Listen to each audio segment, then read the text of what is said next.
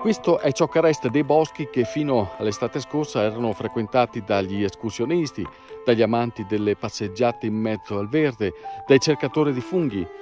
Uno scenario che difficilmente sarà ripristinato entro breve. Occorreranno decenni, almeno 50 anni prima di riuscire ad avere una parvenza di ambiente simile a quello che è andato perduto con il tornado. Le piante che sono rimaste in piedi sono quasi solo i larici e i faggi. Gli abeti sono praticamente spariti tutti. Questo perché l'abete ha un apparato radicale superficiale e ha una chioma molto densa, molto compatta. Con che stato d'animo ci si avvia a ricominciare, Sindaco?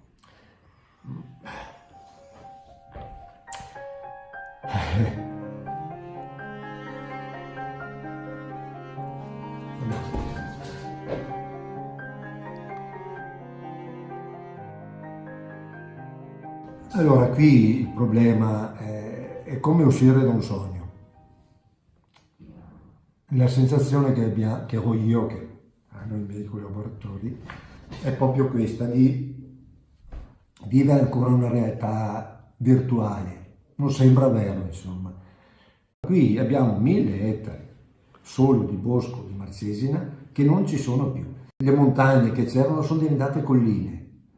La Forcellona, il Col dell'Uovo, le Frattine, non sono più montagne, sono quasi dei pendii e quindi proprio viene cambiata totalmente quella che è l'immagine che ci si era fatti della zona, per cui sembra proprio veramente di essere qualcosa di diverso. Per cui ecco, non siamo più nella straordinarietà, ma siamo fuori anche da questa. Per cui a me proprio mi viene spontaneo in questo momento dire che lo viviamo ancora come un sogno, speriamo che finisca.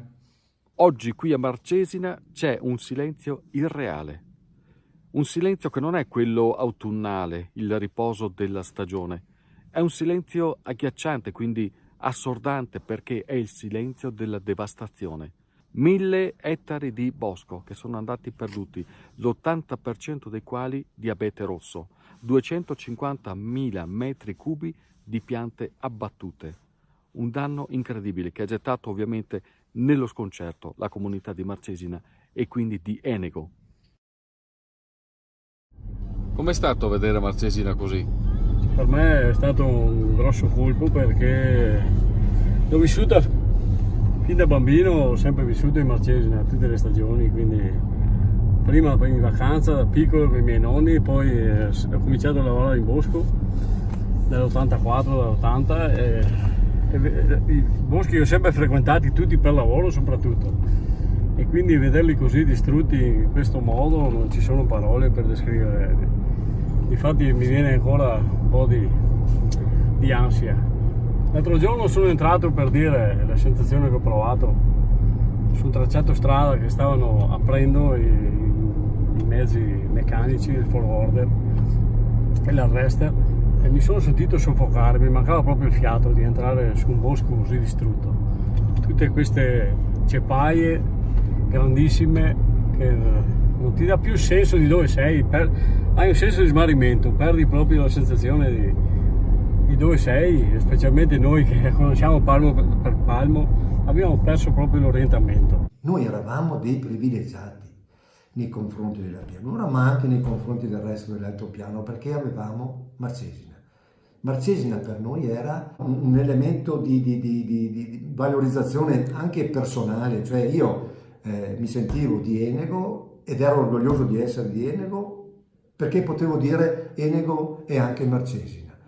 E questa sensazione penso che sia l'elemento costitutivo della nostra comunità. Siamo gelosi tutti di Marcesina, non c'è niente da fare. Quando uno si è inventato a toccare Marcesina, amministratore bravo o non bravo, è stato mandato a casa, c'è niente da fare. Quindi c'è stata sempre, a un certo momento, di punto in bianco, mezz'ora di tempo e sparisce tutto. Qui però nessuno piange più. Già dal primo giorno, subito dopo il tornado, si sono messi all'opera, si sono rimboccati le maniche e hanno cominciato a sgomberare tutto quello che hanno potuto e i lavori stanno continuando, ma non vanno lasciati soli.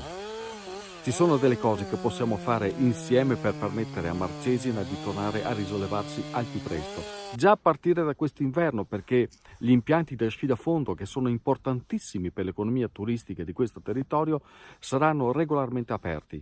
E il sindaco aspetta che oltre ai 20.000 che vengono qui di solito se ne aggiungano degli altri. Appassionati dello sci da fondo, veniteci qui, a parte che il posto è stupendo, ma si contribuisce anche a dare una mano a risollevarsi.